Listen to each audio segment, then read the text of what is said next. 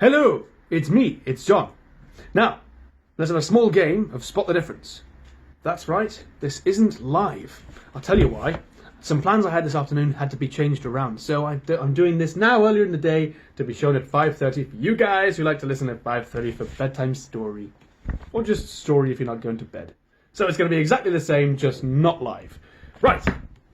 Thank you guys for watching my video today. Can I ask you to share? You don't need to like it, just share it if you are enjoying it so that other people can possibly enjoy it as well. Now, let's carry on with where we were yesterday. We started reading Charlie and the Chocolate Factory by Roald Dahl. Haha! So, let's carry on. We did the first 3 chapters. If you want to find out what happened, I suggest you listen to yesterday's video. Woo-hoo. Right, here we are then. So, Charlie and the Chocolate Factory. Chapter 4. The Secret Workers. I'm going to read the last line of chapter 3, just to get you back into it. That's right, Said Grandpa Joe. I'll tell you the rest of it tomorrow evening. Chapter 4, The Secret Workers. The next evening, Grandpa Joe went on with his story.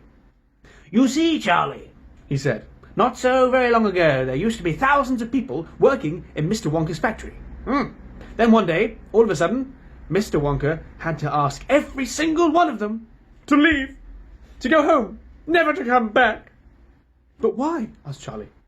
because of spies. Spies? Yes, all the other chocolate makers, you see, had begun to grow jealous.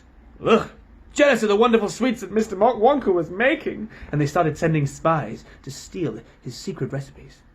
The spies took jobs in the Wonka factory, pretending that they were ordinary workers, and while they were there, each one of them found out exactly how exactly a certain thing was made. And did they go back to their own factories and tell? Asked Charlie. They must have, Answered Grandpa Joe. because soon after that, Fickle Gruber's factory started making ice cream that would never melt, even in the hottest sun. Then Mr. Prodnose's factory came out with a chewing gum that never lost its flavour, however much you chewed it. And then Mr. Slugworth's factory began making sugar balloons that you could blow up to huge sizes before you popped them with a pin and gobbled them up. And so on, and so on. And Mr. Willy Wonka tore his beard and shouted, "This is terrible! I shall be ruined! There are spies everywhere! I shall have to close the factory!" But he didn't do that, Charlie said. Oh, yes, he did. He told all the workers that he was sorry, but they would have to go home. Then he shut the main gates and fastened them with a chain. And suddenly, Wonka's giant factory became silent and deserted. The chimneys stopped smoking, the machines stopped whirring, and from then on, not a single one of them. Not a single chocolate or sweet was made.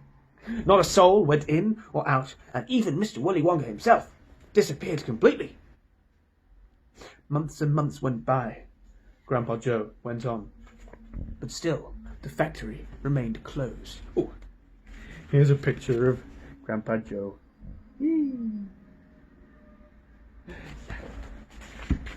Still the factory remained closed.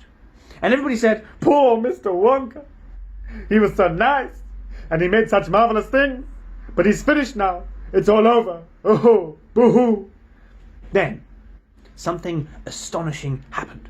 One day, early in the morning, the thin columns of white smoke were seen to be coming out of the tops of the tall chimneys of the factory. People in the town stopped and stared. What's going on? They cried. Someone's lit the furnaces. Mr. Wonka must be opening up again. They ran to the gates, expecting to see them wide open, and Mr. Wonka standing there welcoming back his workers. But no, the great iron gates were still locked and chained as securely as ever, and Mr. Wonka was nowhere to be seen. But the factory is working. Wait, that wasn't Charlie. But the factory is working. The people shouted. Listen, you can hear the machines. They're all whirring again, And you can smell the smell of melting chocolate in the air. Grandpa Joe leaned forward and laid a long, bony finger on Charlie's knee. Boing.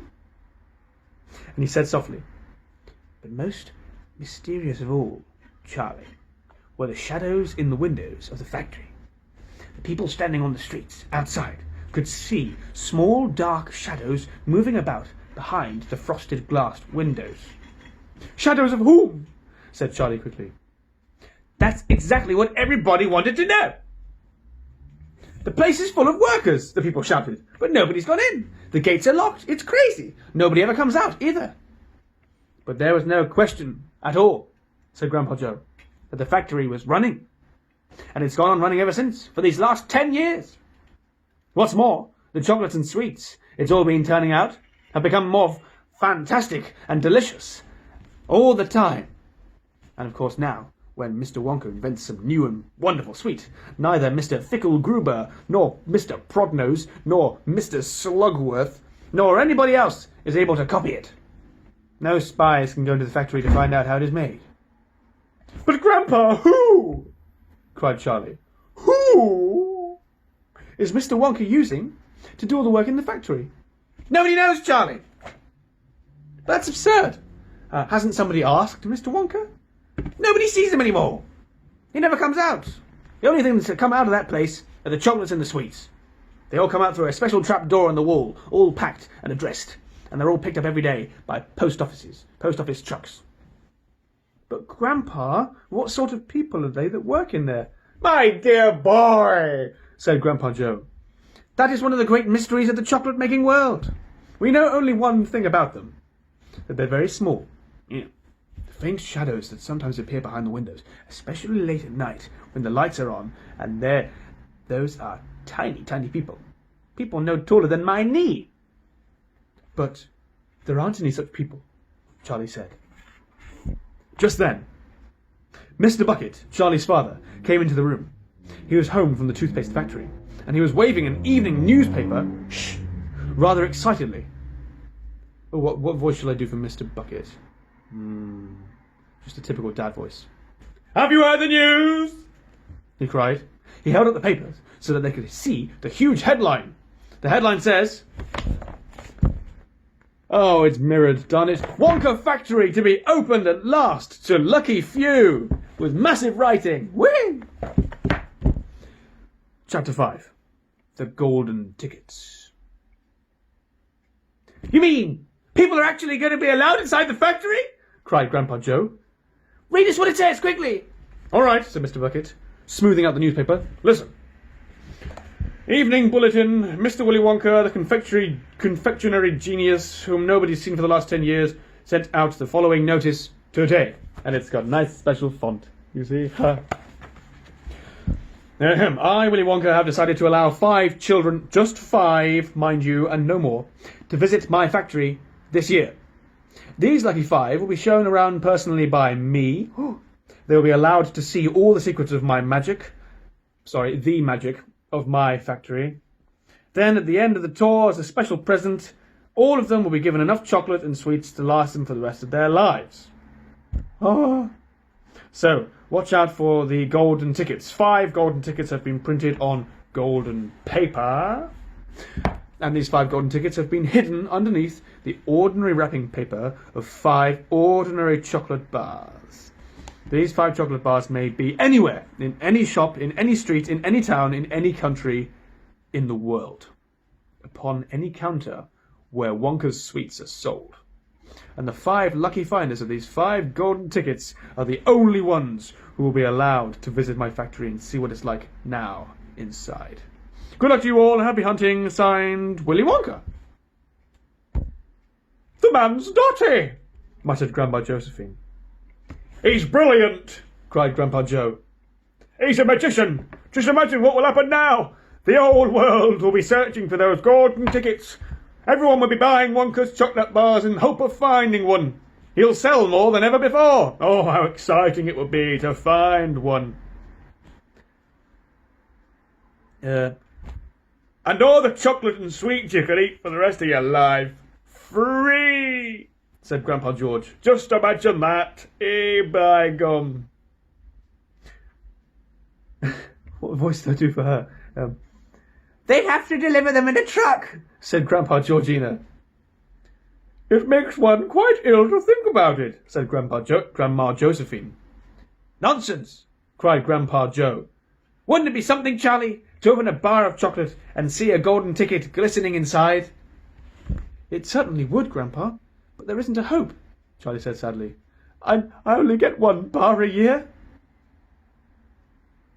You never know, darling, said Grandpa Georgina. It's your birthday next week. You have as much chance as anybody else. I'm afraid that simply isn't true, said Grandpa George. The kids who are going to find golden tickets are the ones who can afford to buy bars of chocolate every day. Our Charlie gets one per year. There isn't any hope. Nay. Oh, that was fun.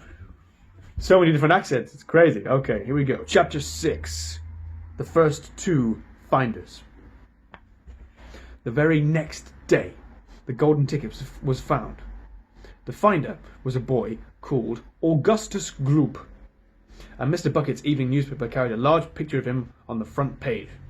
The picture showed a 9-year-old boy who was so enormously fat he looked as though he'd been blown up with a powerful pump. Great flabby folds of fat bulged out from every part of his body, and his face was like a monstrous ball of dough, with two small, greedy, curranty eyes peering out upon the world. The town in which Augustus Gloop lived, the newspaper said, had gone wild with excitement over their hero. Flags were flying from all the windows, children had been given a holiday from school, and a parade was being organised in honour of the famous youth. I just knew Augustus would find a golden ticket, said Arnold Schwarzenegger, his mother. She said to the newspapers, I'm sorry. He eats so many bars of the chocolate a day that it is almost impossible for him not to find one. Eating is his hobby, you know. That's all he's interested in, but still, that's better than being a hooligan or shooting off zip guns, zip, and things like that in his spare time, isn't it? And what I always say is, he wouldn't go on eating like he does unless he needed nourishment, would he? It's all vitamins anyway. What a thrill it will be for him to visit Mr. Wonka's marvelous factory. We're just as proud as anything. What a revolting woman, said Grandpa Josephine. What a revolting accent, John. Here we go, they are. Mummy Gloop and little Augustus. And what a repulsive boy, said Grandma Georgina.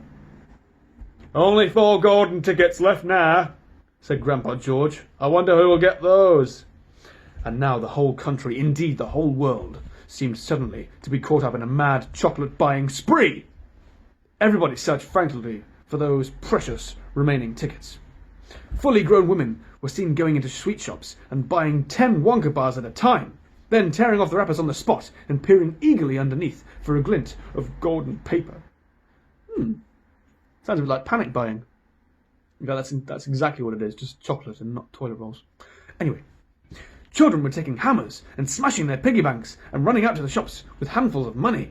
In one city, a famous gangster robbed a bank of £1,000 and spent the whole lot on Wonka bars that same afternoon. And when the police entered his house to arrest him, they found him sitting on the floor amidst mountains of chocolate, ripping off the wrappers with the blade of a long dagger. In far-off Russia, a woman called Charlotte Russe claimed to have found the second ticket, but it turned out to be a clever fake. The famous English scientist, Professor Foulbody, invented a machine which would tell you at once, without opening the wrapper of a bar of chocolate, whether or not there was a golden ticket hidden underneath it. The machine had a mechanical arm that shot out with tremendous force and grabbed hold of anything that had the slightest bit of gold inside it. And for a moment, it looked like the answer to everything.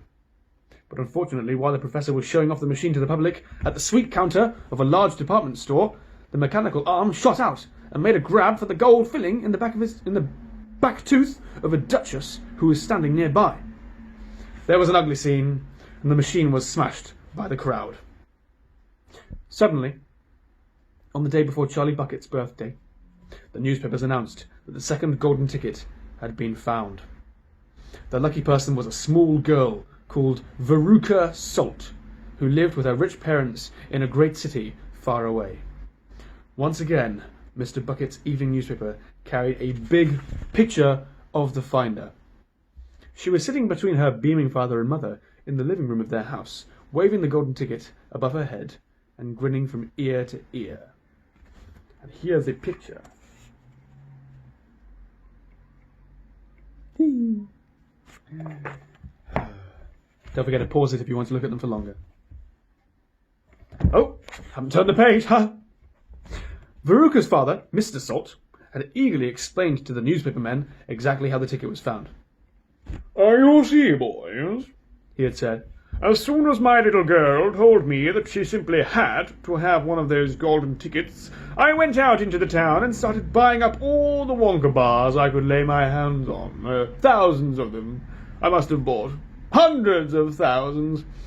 Then I had them loaded up onto trucks and sent directly to my own factory. I'm in the peanut business, you see. Yes. And I've got about 100 women working for me over at my place, shelling peanuts for roasting and salting. That's what they do all day long, those women. They sit there, shelling peanuts. So I says to them, "Okay, girls," I says, "from now on, you can stop shelling peanuts and start shelling the wrappers off these chocolate bars instead." And they did. I had every worker in the place yanking the paper off those bars of chocolate full speed ahead from morning till night. But 3 days went by and we had no luck. Oh, it was terrible. My little Veruca got more and more upset each day, and every time I went home she would scream at me, "Where's my golden ticket, Daddy? I want my golden ticket!" And she would lie for hours on the floor, kicking and yelling in the most disturbing way. Well, I just hated to see my little girl feeling unhappy like that. So I vowed I would keep up the search until I'd got her what she wanted. Then suddenly, on the evening of the 4th day, one of the women workers yelled, "I've got it! A golden ticket." And I said, "Give it to me quick." And she did. And I rushed it home and gave it to my darling Veruca. And now she's all smiles and we have a happy home once again. That's even worse than the fat boy, Said Grandma Josephine. she needs a really good spanking. Said Grandma Georgina. Not that we do that anymore. Ahem. I don't think the girl's father played it quite fair, Grandpa. Do you? Charlie murmured. He spoils her, Grandpa Joe said. and no good can ever come from spoiling a child like that, Charlie. You mark my words. Come to bed, my darling, said Charlie's mother. Tomorrow's your birthday, don't forget that. So I expect you'll be up early to open your present. A Wonka chocolate bar, cried Charlie. It is a Wonka chocolate bar, isn't it? Yes, my love, his mother said. Of course it is. Oh, wouldn't it be wonderful if I found the 3rd golden ticket inside, Charlie said. Bring it in here when you get it, Grandpa Joe said. then we can all watch you taking off the wrapper. Hey! Grandpa Joe is a mad scientist now. Anyway, that's all for today. 3 chapters. I shall carry on tomorrow, and let's find out what happens to little Charlie and his family. Thanks for watching. Again, please share it if you like it, and I will see you tomorrow at 5:30, I do hope. Wonderful.